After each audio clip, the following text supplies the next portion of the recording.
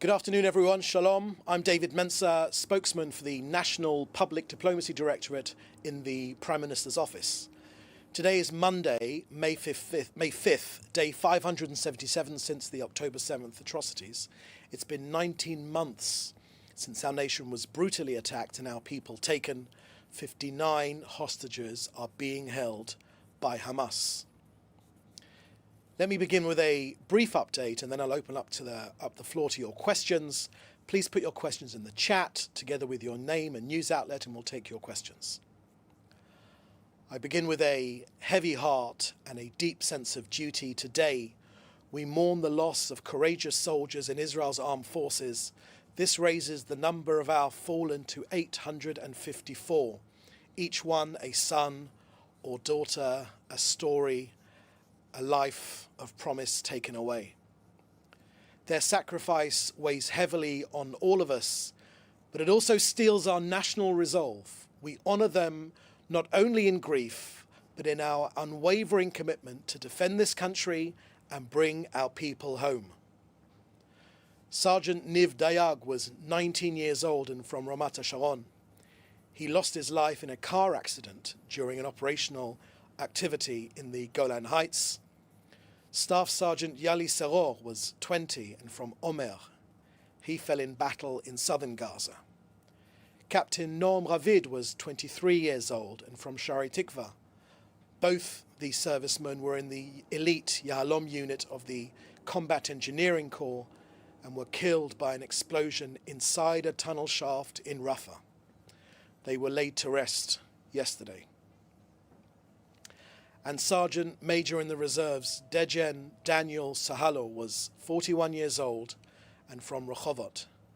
He was killed in an operational car accident in one of the communities near Gaza. The Prime Minister sent the nation's deepest condolences to the families of those fallen, of these soldiers, they should be of blessed memory, who fell in battle in Gaza and in the north. We share in the unbearable grief of their families who've lost their most precious loved ones. We will forever remember our heroes who defended our country and its citizens. May their memory be a blessing.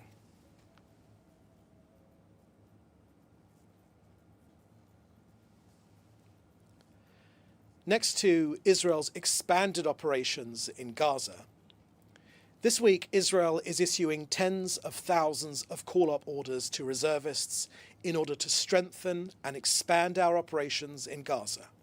Not to occupy, but to expand the military operation. Why? To increase the pressure on Hamas to release our hostages. In additional areas, Israel will destroy all terrorist infrastructure, both above and below ground. The Security Cabinet unanimously approved the operational plan to defeat Hamas in Gaza and return the hostages. Israel has made clear, release the hostages and for Hamas to lay down its arms and the war will end. The Cabinet also approved the possibility of further humanitarian aid distribution when necessary.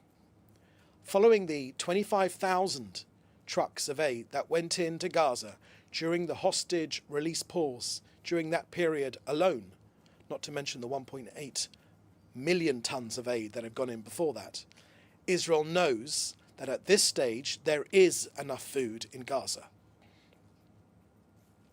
The priority will be preventing Hamas from taking control of supplies which it uses to fund its terror.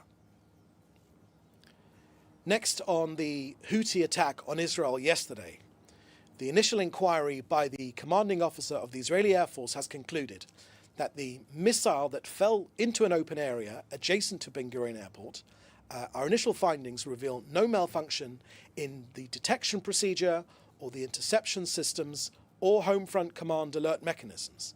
According to the assessment, the likely cause was a technical issue with the interceptor launched towards the missile. Since the beginning of the war, the IAF have intercepted dozens of missiles launched from Yemen with a success rate exceeding 95%. The Houthi terrorist regime in Yemen is a central branch of Iran. They wish to destroy Israel. So in discussions with our US partners, Israel knows well how to defeat and how to destroy this threat. Houthis and Iran should be in no doubt of that. Okay, that's the end of our briefing here today. Please put your questions in the chat together with your news outlet, and we will take your questions. First question here is from Claire Parker of the Washington Post, and you ask, how are you calculating that there is enough food in Gaza, and when do you estimate it will run out? Thank you for that question, Claire. Look, when it comes to aid into Gaza, our assessment is that there is food in Gaza. The hunger story is being engineered by Hamas, and it's being repeated, unfortunately, without question, by too many of the media. Hamas have hijacked the humanitarian aid that was sent in 2 months ago. But now, Israel's assessment is that for months to come, there is enough food for everyone right now. And of course, that is also in Hamas's hands. Now, it's important to understand that Hamas could release it to their people. Our battle is with Hamas, not with Gazans. So Gazans suffer because of Hamas. Gazans suffer because Hamas started this war and could end it with releasing the hostages and laying down its arms.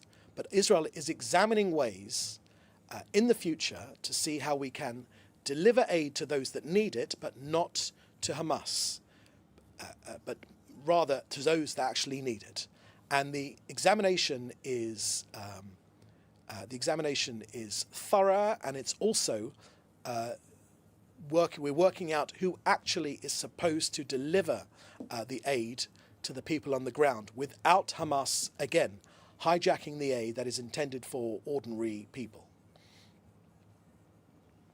Okay, further question from also from the Washington Post, from Leo Soroka.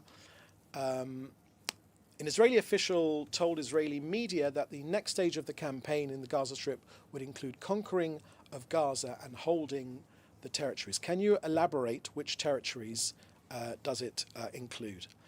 Thank you for that question, Lior. Obviously, I won't share with you operational details, but Israel has made clear that we are extending our attack on Hamas in Gaza, and we are extending it in the following fashion. What I can share with you is that we are on our way to defeat Hamas, and this expanded operation will help the return of our hostages. The plan will include, among other things, the expanding and the holding of territories, not occupation, the expanding and holding of territories, and moving the Gazan population south for its own defense, and denying Hamas the ability to capture humanitarian supplies. And also, there will be powerful attacks against Hamas. These actions, we believe, will help achieve victory, and the Prime Minister and the government believe that this is a worthy plan, because it can both achieve both of our goals in this war, which are the defeat of Hamas and the return of our hostages. The government has also made it clear that this plan certainly differs from predecessors in that we are moving away from the method of raids going in and going out, but to expanding the territory held by our military and remaining in them to prevent Hamas from taking it back. Israel continues to explore and promote the Trump plan to enable the voluntary departure of Gazans. And also, I can share with you that negotiations are underway with several countries on this issue, but I won't be sharing any other more details on that. Okay, that's the last question here today. We've got the last question here from AFP. If expanding and holding of territories does not mean occupation, does it mean that Israel will control these Gaza areas temporarily and not indefinitely? Thank you for that question from AFP. Perhaps you can share your name. I believe I've already answered that question in the previous answers that I've given. The purpose is to destroy Hamas. Hamas will not be in charge in Gaza anymore. This will free Gazans for a better future for themselves, but also this entire region. Okay, that is the last question now. You can contact us in the usual way. So in the meantime, please do stay safe, and we'll see you at the next briefing. Thank you very much. Bye-bye.